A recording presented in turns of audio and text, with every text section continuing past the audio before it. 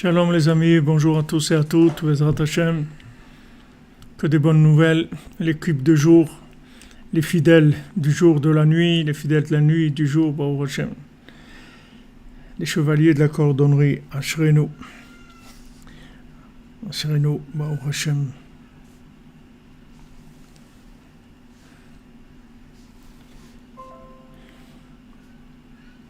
Alors, Bezrat Hashem, que ça amène la refoua, le limoud de la Torah de Rabbeinu, que ça amène la refoua à tous, à toutes, la délivrance pour tout le monde dans tous les domaines, Bezrat Hashem.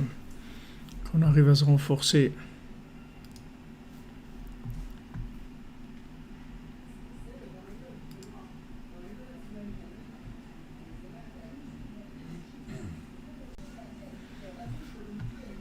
Alors, shalom, Madame Meloul, je suis content de vous revoir, ça fait longtemps qu'on ne vous a pas vu.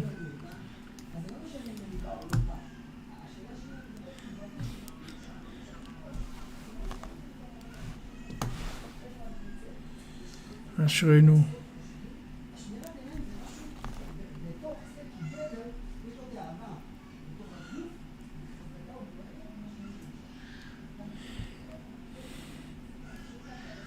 Julie Esther Batrina, Bezrat Hashem, Zivug, les refoua pour David Lombroso, Yeshuot Israël Ben Sar, Ayabad Rachel, Jean Hiller, Elan Gemar, David Didier Ben Avraham, Allegria Frecha Rachel.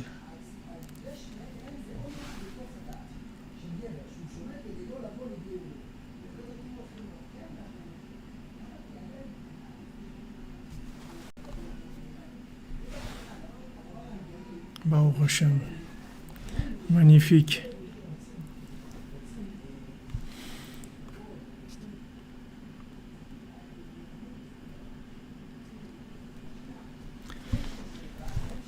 Alors, on avait vu hier que le fait qu'on est obligé de passer par une yérida, c'est-à-dire descendre pour pouvoir monter, Zivuk pour Hanabatsara.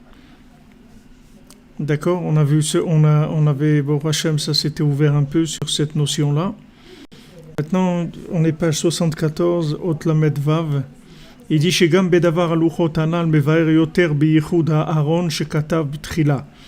C'est-à-dire qu'on voit que même les tables de la loi elles-mêmes, elles étaient dans le haron, étaient dans une armoire appropriée. Alors ça aussi, c'est le principe du tzimtzum, de la contraction de la lumière, que les luchot, elle se trouvait à l'intérieur de cette armoire-là.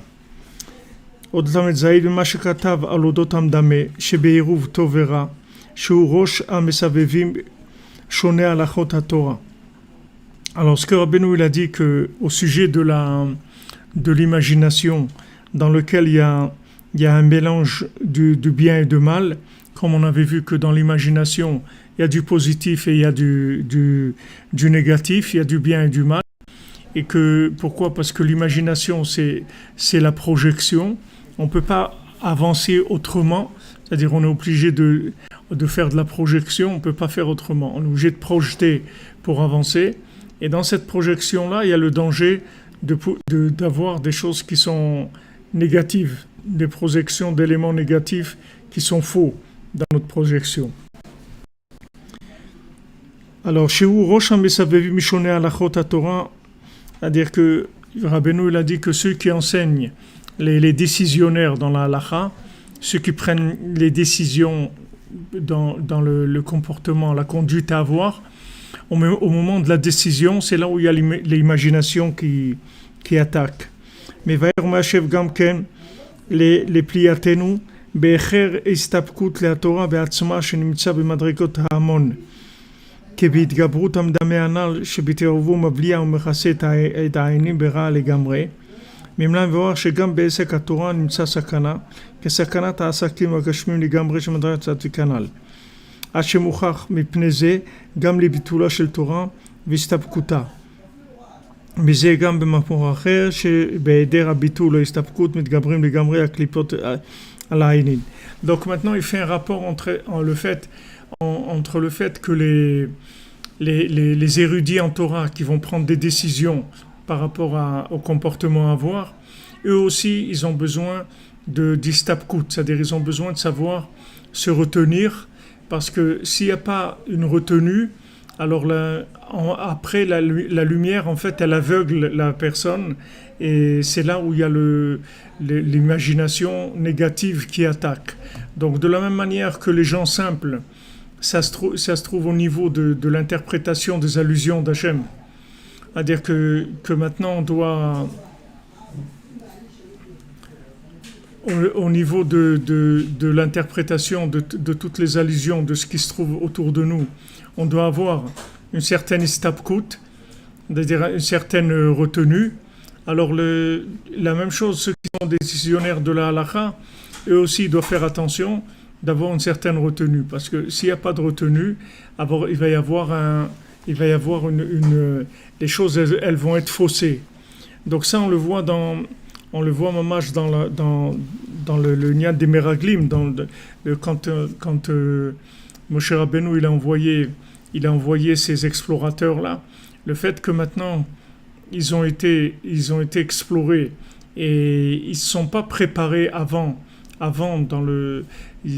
par rapport à ce qui s'était passé avec Myriam, quand ils ont vu que maintenant Myriam elle avait parlé sur Moshe Rabbeinu, ce qui s'est passé, comment Hachem il n'était pas content, etc. Donc ils auraient dû faire attention et aller dans un esprit de retenue par rapport à ce qu'ils allaient voir. Maintenant ils ont vu tout en grand et ils ont vu tout exagéré dans la grandeur et eux exagérés dans la petitesse. Donc ils ont vu des géants, ils ont vu des grandes choses, des grappes de raisin énormes, tout était immense et eux ils se voyaient comme des fourmis. Alors maintenant, cette vision des choses-là, elle est fausse.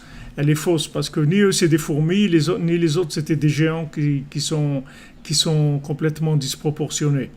C'est-à-dire que même si c'est des géants, là aussi, il y avait une mesure à donner dans la vision des choses. Alors le fait qu'ils ont été avec vouloir voir absolument tout, mais comme eux-mêmes, ils avaient un problème d'ego qui allait fausser complètement leur vision des choses. Donc ils ont vu faux, et après ils ont traduit ça à faux, et les gens qui voulaient un petit peu se renforcer, Yeshua Benoun et Caleb Ben Yefoune voulaient se renforcer un petit peu, ils ne sont pas arrivés. Parce que ils étaient trop forts, les autres. Ils ont été trop loin. C'est-à-dire, d'abord, ils étaient très nombreux. Ils étaient beaucoup plus grands que dans la Torah. C'était des princes, des érudits, des gens très très forts, très avancés. Donc, leur jugement, il a été pris par le peuple. Et Moshe Rabbeinu n'a rien pu faire. Il n'a pas pu lutter contre ça. C'est-à-dire que tout ça, ça vient de l'imagination. Parce que ils ont imaginé des choses. Alors ça c'est un réflexe, c'est quelque chose qu'on a tous, on a tous ce problème-là, c'est-à-dire que c'est quelque chose de naturel chez nous.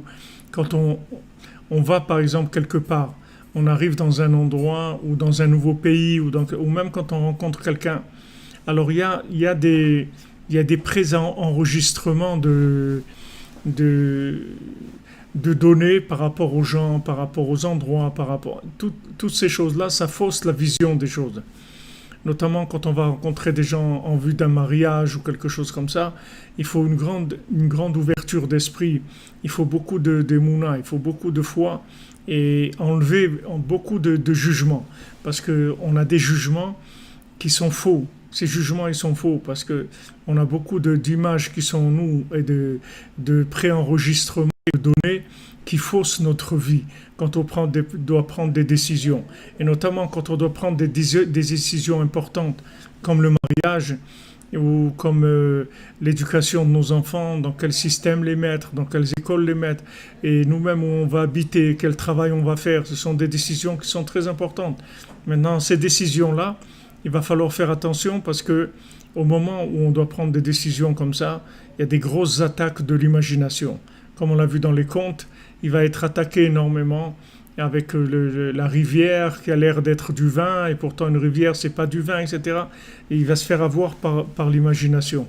Donc chaque fois qu'il va y avoir des décisions importantes, on est attaqué par l'imagination. Et à ce moment-là, il faut du bitoul, il faut de la soumission à Hachem, il faut rentrer dans la émouna. Il faut dire à Hachem, voilà, maintenant je me trouve devant une décision importante. je dois décider quelque chose qui est très important pour moi.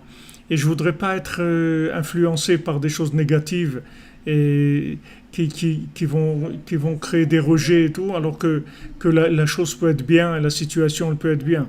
Donc il y a une idgabrout du médamé. Chez les décisionnaires de la halakha, c'est-à-dire ceux qui prennent les décisions pour le peuple, ceux qui vont décider que ça va être comme ça ou comme ça, alors eux, l'imagination négative, elle les attaque, mais chacun d'entre nous, chacune d'entre nous, au moment où on doit prendre des décisions, il y a de l'imagination qui va nous attaquer, et maintenant, il faut faire du birour à médamé, c'est-à-dire il faut trouver la foi, dans la foi, c'est-à-dire le chant de la harpe de David qui va permettre de pouvoir amener un souffle divin qui va nous faire le tri dans l'imagination de manière à ce qu'on ne se fasse pas attraper par ça. Alors il dit שאחר בירור האמת שבלכות התורה על ידי היד מבאר יותר בעניין הכתוב בידך כדרוכי פדית אותי השם אל אמת. Alors, quand on fait le tri de la vérité dans les halachot de la Torah, c'est-à-dire quand maintenant les décisionnaires ils doivent chercher la vérité, comment se comporter dans une situation par rapport à la volonté d'Hachem, alors ça se fait par la main, c'est-à-dire on a vu que le principe de la main, c'est ça qui fait le tri dans l'imagination, puisque la main, elle monte et elle descend sur l'instrument de musique. La main, elle va jouer sur la harpe de David.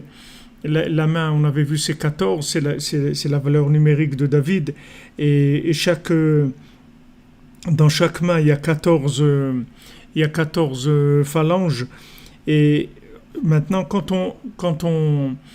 on va dormir ou quand on va rentrer dans la émouna, dans la foi, c'est la même chose. C'est-à-dire, on dit Hachem beyatrav kidruchi, entre tes mains, c'est-à-dire dans ta main, Hachem, je remets mon souffle.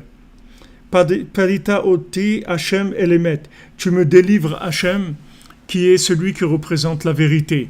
C'est-à-dire que maintenant, quand on rentre dans la émouna, quand on rentre dans le sommeil, ou dans la émouna par rapport à une situation, quand on doit prendre une décision comme ça, par une décision de mariage, une décision de travail, une décision où on va habiter, dans quel pays on va vivre, etc., ce sont décisions très importantes. Et à ce moment-là, qu'est-ce qu'on fait? On remet notre souffle dans les mains d'Hachem. Merci Samantha, Tiskula Mitzvot, Hachem vous bénisse. On se remet entre notre souffle dans la main d'Hachem. C'est-à-dire que maintenant, on fait une connexion à Dieu et on rentre dans un sommeil, parce que la foi, c'est quelque chose, c'est un système nocturne, c'est un système de nuit. Et mon atrabal et l'autre, la foi, c'est la nuit. Donc, quand on a une décision à prendre, au lieu maintenant, c'est le contraire de ce que les gens y font. Quand maintenant ils ont une décision à prendre, alors ils font des super analyses et des trucs, ils cherchent tout, des renseignements de tous les côtés, de faire une étude complète de tout pour vraiment savoir, faire un voyage d'études. Comme ils ont fait les explorateurs, ils ont voulu faire un voyage d'études, mais malheureusement le voyage d'études, ça leur a donné des résultats négatifs. Hachem il leur a dit, si vous voulez faire un voyage d'études, vous allez voir, vous allez vous tromper. Parce que c'est justement quand on doit prendre des décisions importantes qu'on doit rentrer dans le sommeil, c'est-à-dire dans la émouna. C'est-à-dire on ne doit pas utiliser notre cerveau. Notre cerveau, on peut l'utiliser pour des petites choses. Mais les grandes choses, on ne peut pas utiliser notre cerveau. On ne peut pas utiliser notre cerveau quand il s'agit de choses qui sont très importantes. C'est tellement important que comment vous voulez décider de par vous-même. Vous allez vous marier pour toute votre vie avec quelqu'un, vous ne savez pas qui c'est, même si vous l'avez vu pendant plusieurs mois. Vous ne savez pas qui c'est, comment il va réagir. Lui-même, il ne sait pas qui il est. Il n'a pas vécu toutes les situations. Il n'a pas vécu marié encore. Il ne peut pas savoir comment il va être. Et comment vous allez vous engager avec de l'analytique, avec des trucs, réfléchir, etc. On ne peut pas réfléchir. C'est précisément quand on doit prendre des grandes décisions qu'il ne faut pas réfléchir du tout. Ça paraît contradictoire, c'est oser dire ça. Mais c'est justement quand on a des grandes décisions à prendre qu'il faut dire à Hachem ça, Beyatra afkid ruchi. Dans ta main, Hachem, je remets mon souffle, et toi tu me délivres, le Dieu de la vérité. C'est toi qui vas me délivrer. Me délivrer de quoi? Qu'il n'y ait pas de l'imagination qui vienne. Qu'il n'y ait pas de l'imagination qui vienne attaquer, l'imagination négative qu'elle ne vienne pas attaquer. Justement parce que je dois prendre une grande décision. Justement. Quand il y avait à Ouman, il y avait les Breslevers, ils étaient persécutés par le système communiste, puisque les communistes, ils les appelaient Breslev anti-révolutionnaires, puisque les Breslev, ils essayaient de continuer à étudier la Torah, à faire la Tzedaka, tout ce qui était interdit par le communisme. Donc ils étaient persécutés. Et quand Rav Levi Yitzhak, un des Breslevers qu'il y avait à Ouman, il a dû se sauver à Moscou parce que il voulait le tuer, le KGB, il le cherchait pour le tuer. Donc il s'est sauvé à Moscou, il habitait dans une banlieue de Moscou. Et quand c'est arrivé Rosh Hashanah, il s'est préparé pour le voyage à Ouman, pour Rosh Hashanah. Rosh Hashanah, il faut aller à Ouman. C'est Rosh Hashanah. Alors les gens lui ont dit, mais tu es fou complètement, ils te cherchent là-bas, ils vont te tuer si tu vas là-bas. Alors il leur a dit, écoutez, moi j'ai plus peur de ne pas aller à Rosh Hashanah, à Ouman, plus que tous les dangers qu'ils risquent de me trouver et de me tuer. J'ai plus peur de ça. Et il s'est déguisé, il y avait un mouchard qu'il a vu là-bas à Ouman, il l'a vendu au truc, il s'est caché, il a prié. Il a prié dans un endroit, ils sont rentrés, ils ont cherché, ils l'ont pas vu. Et il a eu beaucoup de miracles. Mais en tout cas, il a été à Ouman à Rosh Hashanah, il est revenu à Moscou, Béchalom, il n'a pas eu de problème.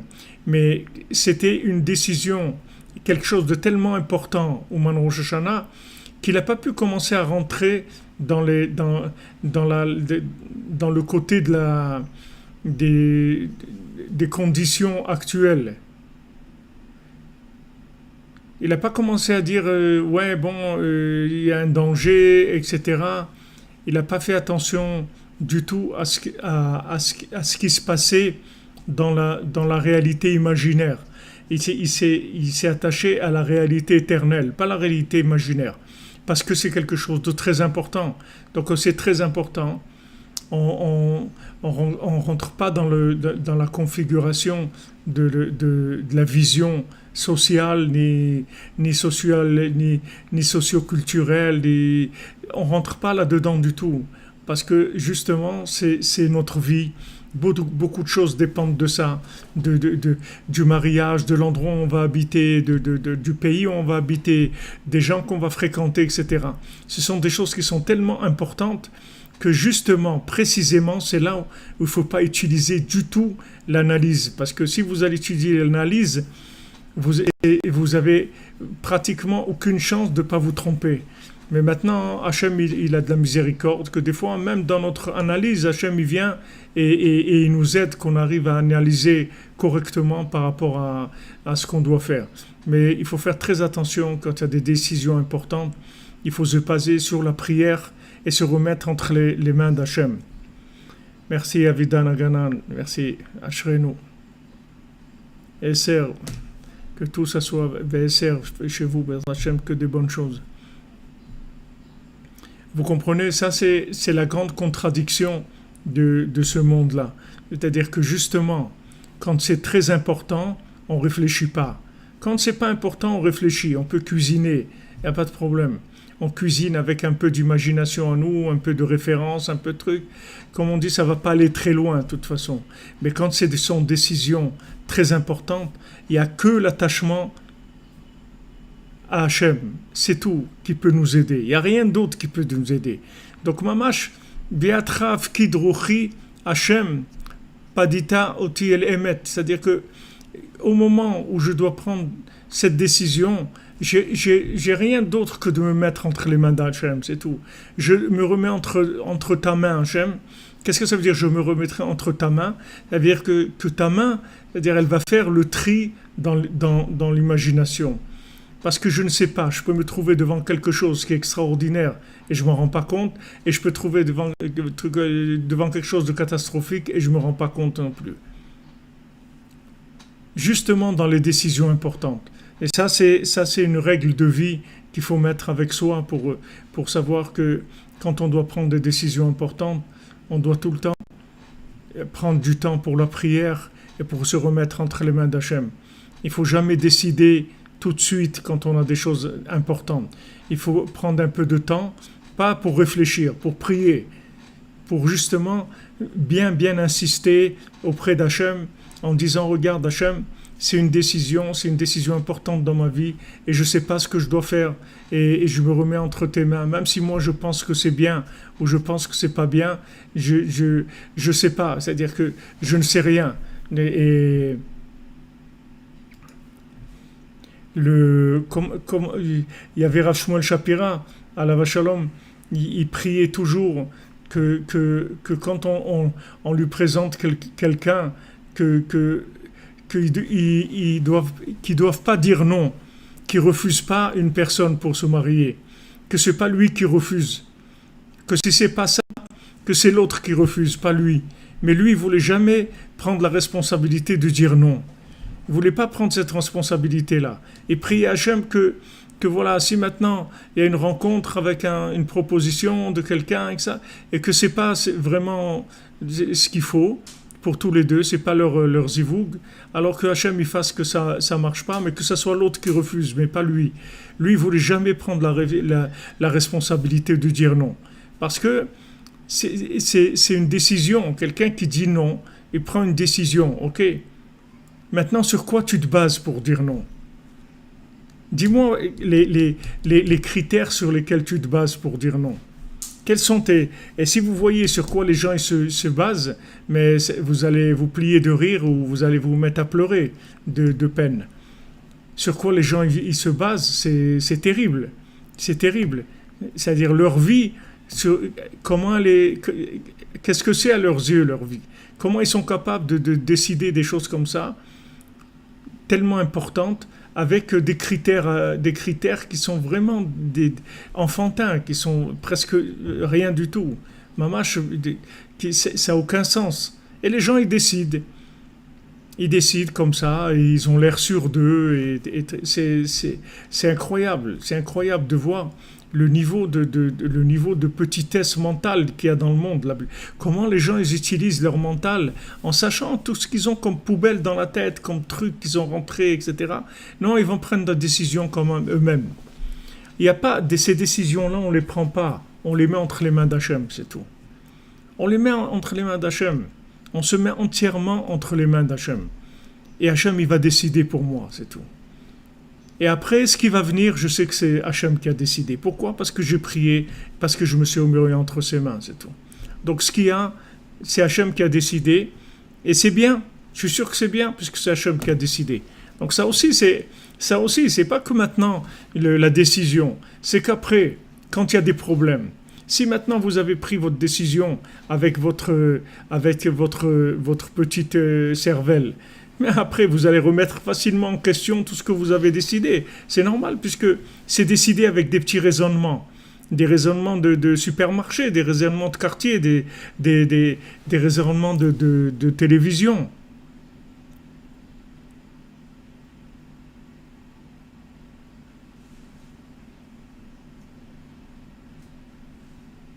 Non, c'est pas vrai, libre arbitre. Vous pouvez pas dire sur quoi tu te bases pour dire oui. C'est pareil que non, pas du tout. Pas du tout. Si oui et non, c'est la même chose. Voilà, comme vous dites, Fabienne, les critères, ils sont aussi nuls qu'au début. Quand il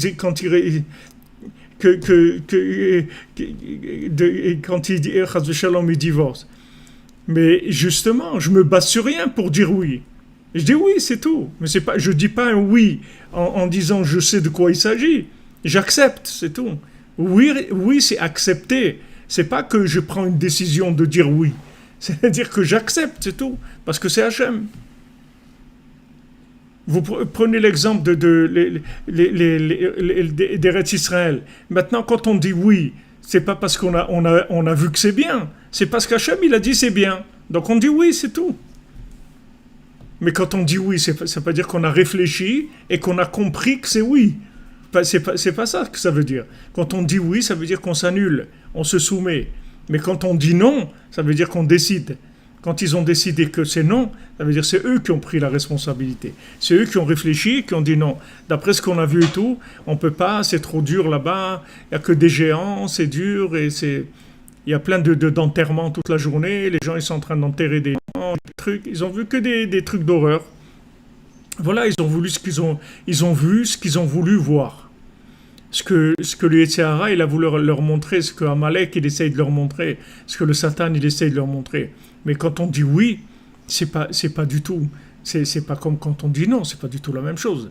Le oui, c'est pas un oui qui est le résultat d'une analyse, c'est un oui qui est une soumission à Hachem, c'est tout. Hachem, il m'a envoyé ça, j'ai prié, ok, c'est bon, on y va, c'est tout. Et après, c'est solide aussi, c'est basé sur la Emouna, c'est basé sur la décision d'Hachem. Donc, j'ai pas un doute. J'ai aucun doute. Tandis que maintenant, quand je me suis basé sur ma petite cervelle pour dire oui ou non, après, quand maintenant il y a des problèmes, eh ben, c'est aussi futile. Les arguments qui vont être amenés, ils sont vraiment futiles. Donc, donc il faut bien se souvenir de ça. Je remets mon souffle entre tes mains, Hachem, et toi tu me délivres, parce que toi tu es le Dieu de la vérité. Emet, c'est un des noms d'Hachem. Hachem, il est Emet.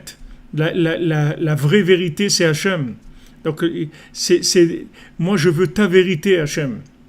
Comme il dit David Ameler, le roi David, il dit dans les psaumes, Adricheni be'amitecha, dirige-moi dans ta vérité.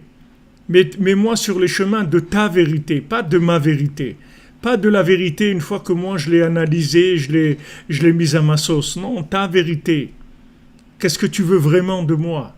Qu'est-ce que tu attends de moi? Qu'est-ce que tu veux pour moi? C'est ça que je veux moi aussi. Ne me laisse pas me perdre dans tout ce que j'ai vu et tout ce que j'ai entendu de toutes sortes de gens, de tous les côtés. Combien d'articles, On voit maintenant dans cette période-là de confinement, de déconfinement, de trucs, mais on voit c'est pas que le déconfinement, c'est la déconfiture totale, oui. C'est-à-dire les gens, vous voyez, ça part dans tous les sens, c'est de toutes sortes, c'est-à-dire le virus, en fait, il est lié avec la 5G. La 5G, c'est elle qui fait le virus il fait la 5G, et le virus, il est venu de là-bas, et en fait, c'est Bill Gates qui fait ça, et maintenant, il a mis le virus, il a fabriqué des moustiques qui vont piquer les gens, parce qu'ils vont avoir le... Mais allez-y, c'est comme allez-y, rien ne va plus, faites vos jeux. De toute façon, allez-y, c'est-à-dire c'est mamache le libre cours à l'imagination, mais vous voyez, ça délire, ça part dans tous les sens. Ça part dans tous les sens. C'est celui-là, c'est la Chine, elle a envoyé 60 millions de gens dans le monde pour contaminer tous les pays.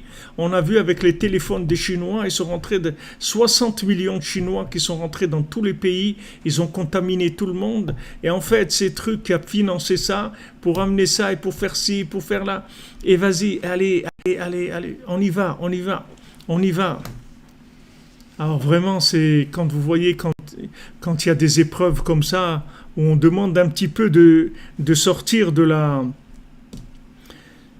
C'est un petit peu autre chose que la liste du supermarché, on va aller acheter les boîtes de conserve et les trucs et tout, et la lessive et l'assouplissant, et la javel et la brosse à dents. On va aller acheter d'autres choses.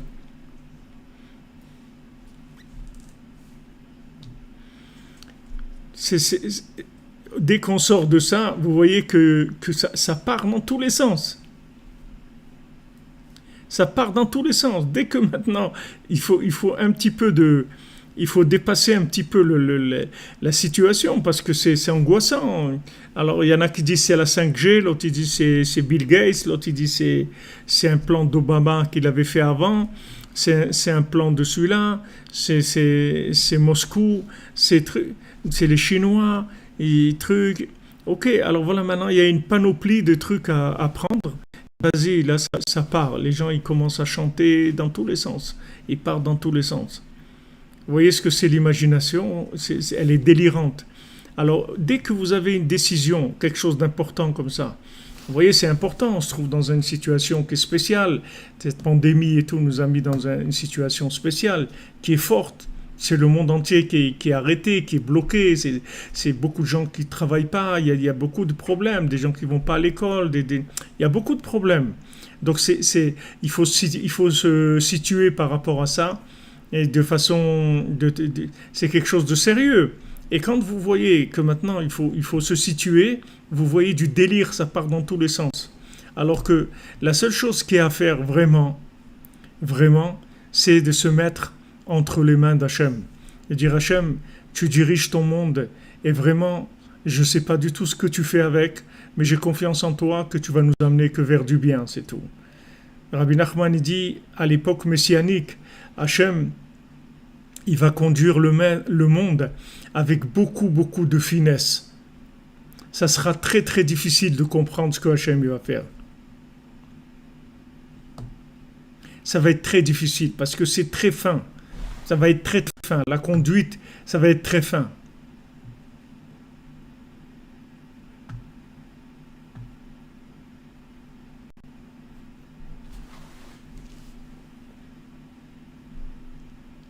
Non, c'est sûr, Mademoiselle Frima, ce que vous dites, qu'ils envoient du rissou sur les gens et après ils allument la 5G, il n'y a pas de limite, c'est-à-dire ça va partir dans ton... Il n'y a pas de limite à ça, il n'y a pas à l'imagination. Alors que maintenant, quand on voit une situation comme ça qu'on ne comprend pas du tout, déjà avoir l'humilité de dire que on ne comprend rien, on ne sait pas. Alors il y en a qui disent ça va s'arrêter, il y en a qui disent que ça va repartir de plus belle. On ne sait rien, on ne sait rien. Il n'y a rien qui permet de dire que ni que ça va s'arrêter, ni que ça va se reprendre. On peut dire qu'on peut imaginer bien, parce que Rabbeinu nous dit d'imaginer bien. Donc Bezrat Hashem, ça va s'arrêter et cette épidémie, elle va disparaître complètement, Bezrat Hashem. Ça, c'est notre vouloir. C'est-à-dire, on veut imaginer comme ça, parce qu'on veut imaginer que ça va être bien, Bezrat Hashem. Mais une connaissance, on n'a pas de connaissance. C'est des choses qui nous dépassent, puisque ça nous dépasse. Alors on met sur le pilotage automatique, on met sur Hachem. Pourquoi on va commencer, nous, à essayer d'analyser, de spéculer sur ça et passer des heures et des heures sur des groupes WhatsApp et des trucs, et des vidéos de là et des vidéos de là. Ah ouais, les gouvernements, c'est une conspiration mondiale et ils ont signé là, ils ont fait c'est des choses qui nous dépassent de toute façon. Alors pourquoi commencer à perdre du temps et de l'énergie et aussi rentrer dans des angoisses, dans des peurs, dans des nerfs et trucs. On fait ce qu'on a à faire, Baruch Hashem. On est dans la cordonnerie, Baruch Hashem, merci mon Dieu, c'est tout. Le reste, je ne sais pas. C'est des choses qui me dépassent, c'est tout, je ne sais pas. Il n'y a pas de mal à dire que ça me dépasse. Comme le mariage, c'est la même chose. Quelqu'un qui va se marier, il faut qu'il reconnaisse que ça le dépasse, que le choix d'un conjoint, c'est une décision qui dépasse l'être humain. Donc c'est pour ça que Hachem dit c'est moi qui marie les gens, parce que vous ne pouvez pas vous reconnaître pour vous marier. Comment vous allez vous reconnaître? L'une c'est la moitié de l'autre. Mais lui-même, ni l'un ni l'autre, il sait qui il est. Comment il va reconnaître la moitié? On ne sait pas. La seule chose qu'on sait, c'est que Hachem, c'est lui qui nous marie. Donc on se remet entre ses mains, c'est tout. Et dans toutes les décisions importantes, c'est l'attitude qu'il faut avoir. Alors, עוד מהם מדיר אברהם בן נחמן שבהשפעות הברכות בבירור האמת לבד שנמצא בחידושי תורה לטוב העין מבאר יותר בהבאתו ראיה לטוב העין שזכה לאמת כי טוב העין הוא יבורך והברכות הם בחינת אמת. Alors maintenant, quand on doit prendre une décision et il faut faire un tri de enlever le mensonge et garder la vérité. Donc ça s'appelle le bon œil. Le bon œil, c'est celui qui a la vision de la vérité. Donc il a Aïn Tova, il a le bon œil. Que maintenant, celui qui a le bon œil, alors il amène la vérité et il amène la bénédiction. Parce que les bénédictions, elles vont avec la vérité. C'est-à-dire la vérité, c'est une source de bénédiction. La bénédiction, elle vient de la vérité. Quand il y a la vérité, il y a la bénédiction. Quand il y a le mensonge, il n'y a pas de bénédiction. La bénédiction, elle vient de la vérité. Alors maintenant, d'où elle est venue cette vérité? Du fait que la personne, elle a un bon œil. Elle n'est pas laissée le mauvais œil l'attraper. Et comme on a vu dans notre Torah 54, comme Rabbeinu dit, que de faire attention parce que le lashon hara, le fait de dire du mal, ça fausse l'imagination, ça mène la mort du cœur qui fait que ça fausse l'imagination. C'est-à-dire après on part dans des choses qui n'ont rien à voir avec la vérité. Ça vient du fait que la personne, elle a fait du lashon hara, elle a parlé du mal sur les gens, ou elle a imaginé des choses mal, ou elle a mis mauvais œil sur les gens, elle a un mauvais jugement sur les gens. Tout ça, ça fausse la vérité. Donc maintenant, le bon œil, Tovaïn ou Yevorar, c'est-à-dire que maintenant, le bon œil, ça amène la bénédiction. Parce que le bon œil, il amène la vérité, et la vérité, elle amène la bénédiction. C'est-à-dire, il est écrit que le bon œil, il amène la bénédiction. Mais comment ça fonctionne? C'est que le bon œil, en fait, il amène la vérité. Quand on a une vision qui est propre, qui est nette des choses, ça fait voir la vérité. Quand on voit la vérité, il y a la bénédiction.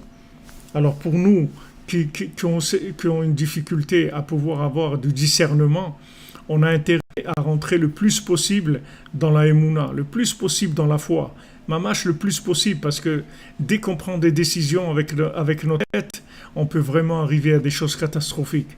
Parce que notre tête, elle est pleine de choses qui sont pas de la vérité du tout. Notre tête, elle ramasse des alluvions, des trucs toute la journée.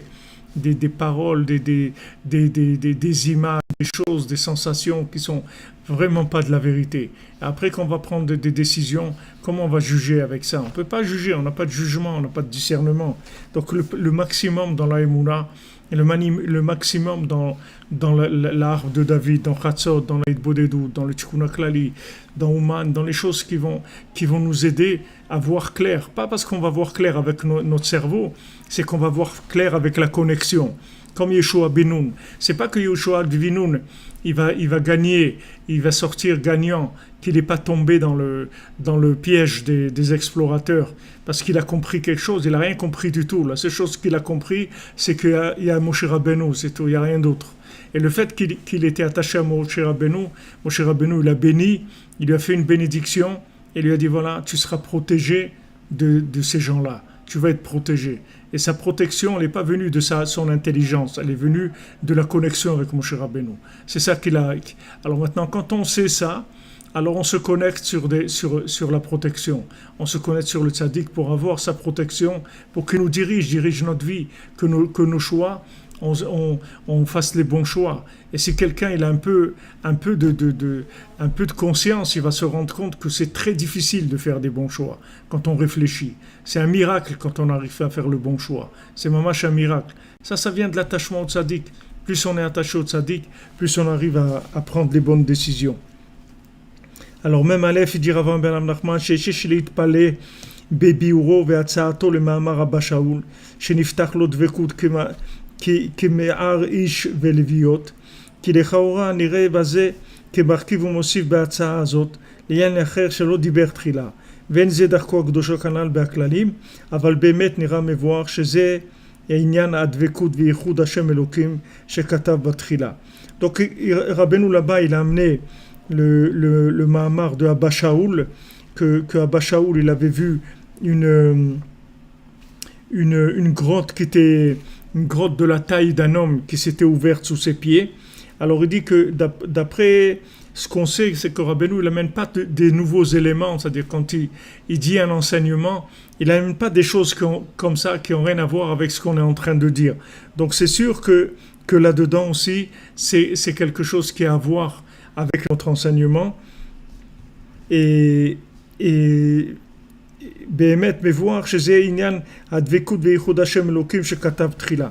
En fait, qu'est-ce que c'est cette grotte qui s'est ouverte sous les pieds de Abba Shaul? C'est justement le lien de la Yerida, c'est-à-dire le fait que maintenant il est descendu dans un trou, dans une grotte qui faisait la profondeur d'un être humain. Et le fait qu'il est descendu là-dedans, c'est comme ça qu'il a fait le yichud avec Hachem. C'est-à-dire en descendant là-bas, il a été prendre des éléments qui vont lui permettre après de connecter le lunaire avec le solaire, de connecter le Hachem avec la Shrina. Donc quand Rabbeinu il les ramène ici à Bachaoul, qui avait une grotte qui s'est ouverte sous ses pieds, c'est pas quelque chose qui est en dehors de l'enseignement, c'est quelque chose qui est en plein dans l'enseignement, c'est-à-dire c'est le yichud de Hachem Elohim, c'est-à-dire d'Hachem et de la Shrina. Que ça, on le vit tous, toute la journée. C'est-à-dire chaque fois qu'on a une descente, c'est-à-dire qu'on baisse vers quelque chose qui soit en opposition avec ce qu'on veut faire. Par exemple, on s'est trompé de bus, on s'est trompé de train, on s'est trompé d'heure, on a cru que c'était l'heure, on a mal lu. Il n'y a pas de situation comme ça qui sont des erreurs. C'est pas des erreurs. C'est qu'on descend pour prendre quelque chose et on va revenir après. On descend, on prend quelque chose et on revient. Ça peut pas tout marcher comme une machine tout le temps. Ça peut pas marcher comme sur des roulettes tout le temps comme nous on veut que ça soit. Et heureusement d'ailleurs que c'est pas comme on veut que ça soit tout le temps. Sinon, je sais pas, on aurait atterri dans ce monde. Donc Hachem, il fait qu'à chaque fois il y a des glissades, il y a des situations qui sont pas dans la norme de ce qu'on était en train de faire. Normalement, on aurait dû arriver, ça aurait dû être comme ça doit être comme si. C'est-à-dire, les choses, elles ont été changées. Au milieu, il y a eu des changements. Et ces changements-là, ils ont bousculé l'ordre des choses. Et sachez que quand c'est bousculé cet ordre des choses, c'est la volonté d'Hachem. Et là, on va prendre des éléments nouveaux dans cette descente-là qu'on va connecter avec Hachem. Maintenant, le plan qu'on a, c'est solaire. Maintenant, la réalité, elle est lunaire. Et toujours la réalité, elle va avoir toujours comme je vous l'ai dit plusieurs fois, la Lune, elle a toujours un décalage par rapport au Soleil. Toujours. Et ce décalage, c'est ça qui fait justement le rattrapage après qu'on ramène la Lune vers le Soleil. Et là, elle devient encore plus grande que ce qu'elle était avant et plus grande que le Soleil aussi. Parce que quand il y a un décalage et qu'après on rattrape le décalage, c'est plus grand que s'il n'y avait pas eu de décalage. Comme on a dit pour Adam Arishon. Adam Arishon, après la faute et la réparation de sa faute, il va être plus grand que s'il n'avait pas fauté. Parce qu'une fois qu'il est descendu, il va récupérer des éléments et il va remonter. Seulement, lui, il est tombé dans la tristesse, et ça, il fallait pas. Il fallait continuer à être joyeux. C'est sûr que c'est facile à dire, mais c'est pas facile à vivre pour quelqu'un qui était le premier homme et la première femme du monde, qu'ils ont la seule chose qu'Hachem leur a dit de pas faire, ils l'ont faite. C'est sûr que c'était un choc terrible qui les a fait tomber dans une dépression terrible. Ils étaient en dépression. Il y a eu une période de dépression terrible. Alors que normalement, l'attitude à avoir, c'était pas ça. C'est une fois que c'est passé, de dire voilà, c'est passé, ça veut dire c'est Min Hashamayim, si Hachem il voulait comme ça. Maintenant, on continue avec ce qu'il y a. Maintenant, c'est la nouvelle vie. Avant, c'était comme ça. Maintenant, c'est différent, c'est tout. C'est différent, les choses ont changé. Mais on se laisse pas, on rentre pas dans le plan du découragement par rapport à la situation qui correspond pas exactement à ce qu'on avait prévu. Nous, on a prévu, et Hachem, il décide. Mais nous, on a prévu quelque chose. On a prévu que les choses allaient se dérouler d'une certaine manière. Mais Hachem, il vient, il a bougé des choses, il a chamboulé des choses, il a décalé des choses. C'est pas comme on pensait. Mais il faut savoir que ce décalage, il est divin. Et que maintenant, il est fait pour qu'on puisse récupérer des éléments dans ce décalage précisément, et après les ramener vers Echad, les reconnecter à Echad.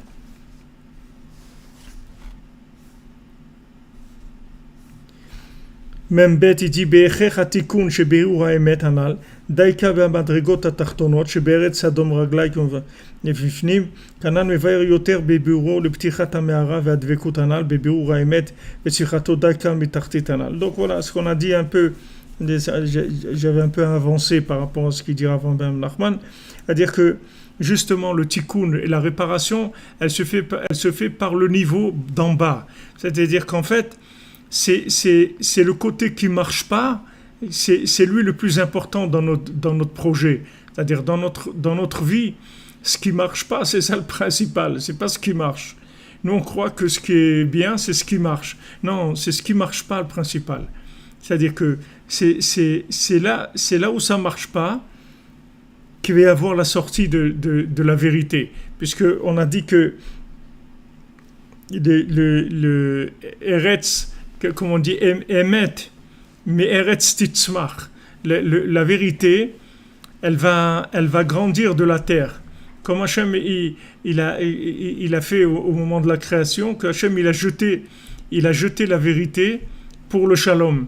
Il a dit à la vérité, voilà, il a jeté par terre. Pourquoi il a jeté par terre? Parce que il a montré à la vérité que en fait, si la vérité elle veut venir de la tête, jamais elle va être vraie. Il n'y aura jamais de vérité. La vérité, elle vient quand on est par terre et qu'on se connecte, parce que la vérité, c'est le résultat d'une connexion. C'est pas le résultat d'une compréhension, d'une maîtrise mentale. C'est le résultat d'une connexion. Et les gens qui sont connectés, ils sont toujours dans la vérité. Quand vous êtes connecté, vous resterez toujours dans la vérité. Pour ça que c'est important le Tikkun HaKlali, parce que ces 10 champs de connexion, c'est très important parce que ça vous maintient tout le temps dans la vérité. Vous allez faire toujours les bons choix, Bezrat Hashem, parce que la vérité, elle vient de la connexion. C'est pour ça qu'Hachem, il a pris la vérité, il a jeté au sol. Et Emet, mais Eretz Titzmach, la vérité, elle va grandir de la terre. Akitsu veranenu shochne afar. Réveillez-vous et chantez les résidents de la poussière. Parce que c'est vous qui allez amener la vérité. Comme nous maintenant. Maintenant, nous, tous les cordonniers du monde, c'est grâce à nous que Mashiach il va venir, parce que Mashiach il va venir par rapport à tous les éclopés qu'il y a sur terre, c'est eux qui vont emmener le Mashiach. Parce que tous les grands, ils sont derrière nous, ils sont pas devant nous. Tous les gens qui étaient forts, qui étaient capables, qui avaient du pouvoir, qui étaient capables de faire des choses, ça fait longtemps qu'ils sont plus là. Maintenant, qu'est-ce qui reste? Des éclopés. Mais ces éclopés, c'est eux qui vont réparer le monde.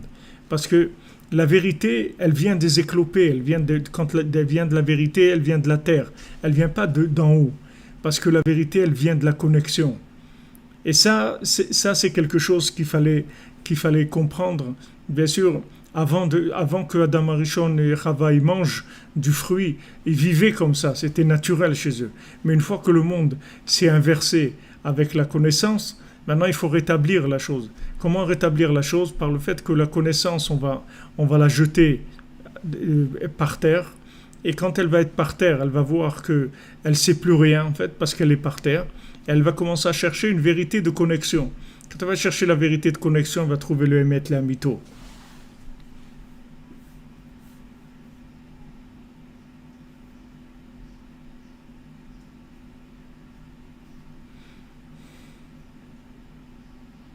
Ouais, c'est comme ça.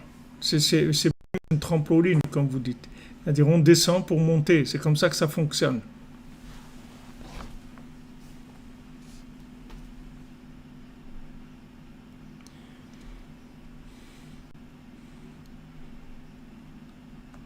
Il y a les complots, si vous voulez, vous dites Fox River, les complots, ils sont, ils sont depuis la création du monde, depuis les clipotes, les premières, le Yetzirah, il y a un complot contre la réussite humaine, puisque tous les anges, ils sont jaloux de nous, ils ont un mauvais œil sur nous. Donc il y a un complot sur nous depuis le départ. Maintenant, après, ça s'habille dans des gens, dans des situations, etc. Merci, Merdi Bled, qu'Hachem il vous bénisse, Amen. Merci pour votre bracha et pour vous aussi, que des bonnes choses. Le complot, il est depuis le début, vous comprenez. C'est pas de maintenant. Il n'y a pas une nouvelle situation. Le complot, il est depuis le départ. Mais seulement, Baruch Hashem, on a les outils pour arriver à passer à travers ce complot. Parce que ça y est, quand on a trouvé la connexion, c'est fini. Il n'y a plus personne qui peut nous... Tout le complot, toutes les accusations, tout le mauvais œil, c'est que quand on n'est pas connecté. Quand on est connecté, c'est terminé. Ben Porat Yosef, Ben Porat Alealim. Yosef, c'est la connexion. D'accord? C'est la connexion. Il vit par connexion. Donc il n'y a pas de mauvais œil. Il peut pas y avoir de mauvais œil parce qu'il y a la connexion. Ça passe pas par le cerveau. Quand ça passe par le cerveau, il peut y avoir un mauvais œil. Il peut avoir une interprétation qui est fausse. Mais quand on n'interprète pas, on vit, c'est tout. On n'interprète pas. On se connecte et on avance. Donc il y a pas d'emprise du mauvais œil. Il n'y a pas d'emprise de manipulation, de tout ce que... On y va. Le cordonnier, il n'a pas de problème. Il est joyeux. Et maintenant, tous ceux qui essayent de lui dire que ses chaussures, elles valent rien et tout, les écoute pas. Il n'a rien à faire d'eux. Il n'a rien à faire. Il avance, c'est tout. Il avance, il mange la manne. Et il est content, il est joyeux, c'est tout. Et il ne regarde pas toutes les analyses des gens, tous leurs trucs, leur façon de voir les choses et tout. Ça ne l'intéresse absolument pas du tout. Il va pas du tout chercher dans ce domaine-là. C'est pas son truc. Il cherche pas du tout là-dedans. Vous comprenez? Il faut s'habituer à vivre avec cette connexion permanente. C'est-à-dire que quand on descend, on connecte. Et pourquoi on descend? Parce que la vérité qu'on a quand on est en haut, elle n'est pas connectée. On n'a pas maintenu vérité et connexion. C'est ça notre problème. C'est que quand on a de la vérité, en général, après on la traduit en système de réflexion, en système analytique. Et Hachem, il ne veut pas ça. Il ne veut pas que la vérité, ça soit des systèmes analytiques. Parce que le temps que vous avez créé votre système analytique avec votre vérité, elle a changé déjà la vérité. Elle n'est plus la même. Vous avez changé, le monde a changé. Donc Hachem, il veut une vérité connectée. Donc comment il fait une vérité connectée? Dès que maintenant vous maîtrisez la vérité, il vous fait tomber. Quand vous tombez, vous n'avez plus de vérité logique, puisque vous avez perdu les repères de la vérité. Vous voyez que maintenant votre vérité, elle ne vaut rien, puisque vous tombez. Donc ça veut dire que maintenant vos repères de vérité, ils vous ont lâché. Alors qu'est-ce que vous faites? Vous connectez. Quand vous connectez, vous remontez. Quand vous remontez, vous commencez à remplir un peu votre congélateur avec des éléments. Vous rentrez dans le congélo des trucs. Ah, ça, j'ai compris ça, j'ai compris ça. Et faire attention. Ce que tu as compris, fais attention. Sache que même si tu sais des choses, tu ne les as pas compris. Laisse toujours un peu d'air, un peu de courant d'air dans ta vérité, de manière à ce que tu ne sois pas obligé de tomber encore. Mais si maintenant ta vérité, elle commence à scléroser, on est obligé de te faire tomber. Tu perds tes repères, tu cherches la connexion avec Hachem, tu remontes. Et quand tu remontes, tu fais attention de ne pas matérialiser la connaissance. De faire attention que ce que tu sais, tu le rends pas quelque chose de dur, quelque chose d'immuable. Tu fais attention de pas durcir la vérité. Il faut qu'elle soit souple, parce qu'elle va bouger tout le temps. La vérité, c'est une connexion, donc elle va bouger tout le temps. Maintenant, si tu es capable de faire bouger ta vérité, alors tu ne vas pas tomber, parce que tu crées toi-même le renouvellement. Donc tu n'as pas besoin de tomber.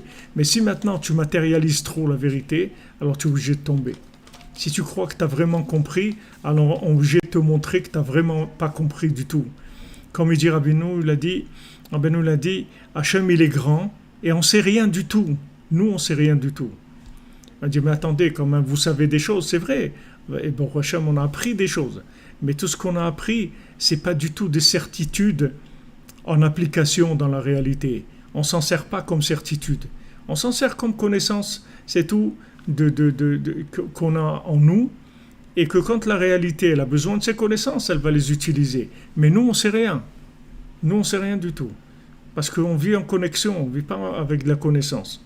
Donc si on ne veut pas tomber, il faut entretenir, il faut mettre de l'aération dans la vérité. Il faut ouvrir la vérité. Il faut de la tolérance dans sa vérité. Et comme la vérité qu'il y avait au début, c'était une vérité des anges, il n'y avait aucune tolérance. Ils n'ont aucune tolérance, les anges. Ils ne sont pas tolérants du tout, puisqu'ils ont un seul pied, c'est-à-dire qu'ils n'ont pas aucune souplesse, ils n'ont qu'une façon de voir les choses.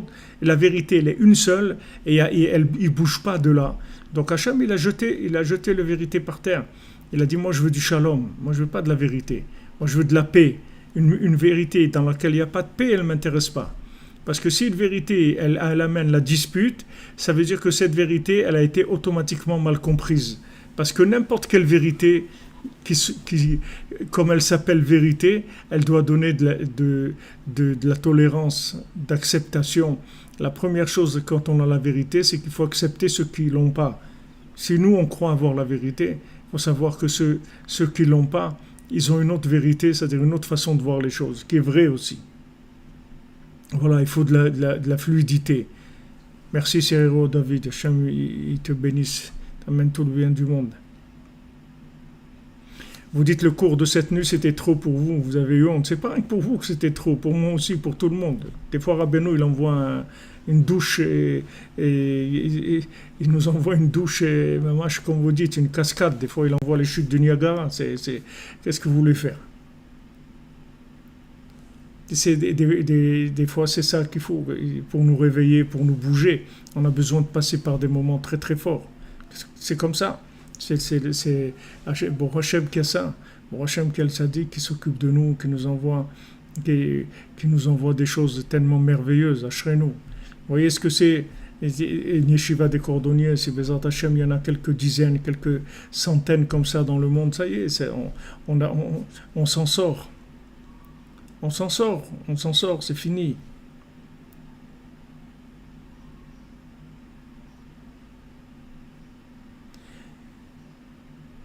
Ouais, Rabbeinu, il envoie des scuds, comme tu dis, Maxime.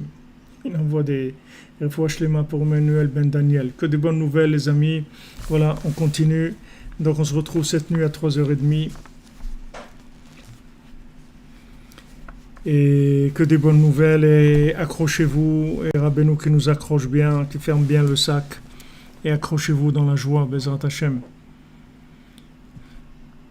dans la joie, dans la confiance. Non, les dons qu'il y a dans YouTube, ça vient chez nous, c'est pas des dons à YouTube, non. C'est un système qu'ils ont fait YouTube comme ça pour motiver les gens. Non, c'est des dons qui viennent chez nous. C'est acheminé après à la banque. Et faut Shlema Ron Ben Rivka. Ouais, exactement, c'est la reconnexion de l'âme, c'est la vie, c'est tout. Merci les amis, merci à vous, dans la joie et dans la réussite, la confiance en soi, Bezrat Hashem. Et sachez que c'est bien, et ça va être encore beaucoup mieux, Bezrat Hashem. Ça va être de mieux en mieux. Vraiment de mieux en mieux. Eh bien, Gabriel, ne dis pas, Mechila, que tu n'arrives pas à te réveiller à Khatsot, tu es avec nous. Toi, tu es inscrit dans la yeshiva, tu es avec nous tout le temps. Tu te réveilles ou tu ne te réveilles pas. Si tu ne te réveilles pas, on se réveille pour toi. Il n'y a pas de problème. Oui, il y a une accélération, vous avez raison, il y a un changement un peu de vitesse. Il y a un changement de vitesse, on sent qu'il y a un changement de vitesse, que ce confinement, il a créé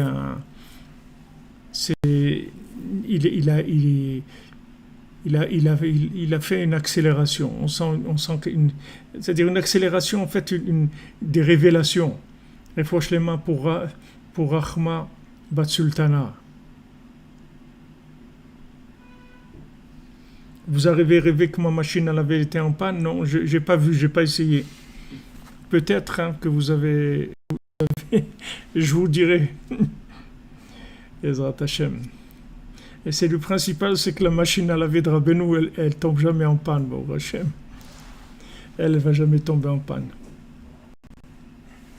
Voilà, il y a une crise, mais il y a un cadeau qui va avec. Il y a une richesse, il y a un diamant qui va avec.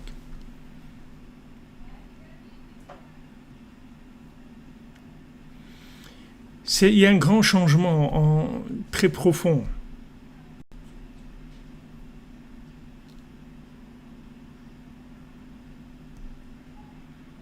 Qu'est-ce que vous voulez? De voir la vérité, c'est toujours, ça nous fait avancer. Et la vérité, c'est la vérité. On peut pas refuser la vérité. Rabbeinu, il envoie beaucoup d'éclaircissements. Il enlève beaucoup de doutes, il enlève beaucoup d'incertitudes. Et voilà, c'est ce qu'on a besoin. On a besoin d'avoir des choses claires, simplifiées au maximum et claires. Et après, vous savez quoi faire dans votre vie. Vous n'avez plus besoin vous n'avez aucun doute, vous avancez. Il faut simplifier, il faut que les choses soient claires et simples. Les deux.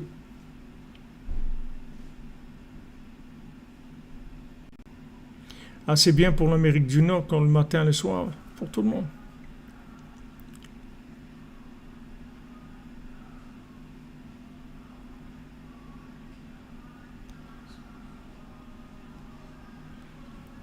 Ouais, ça s'approche, ça s'approche. Ça s'approche, Bezat Hashem. Merci les amis, bonne continuation, beaucoup de bonnes choses pour vous. Merci d'être là et d'être présent dans la yeshiva des cordonniers à Shrenu. Merci Hashem, merci Rabbeinu.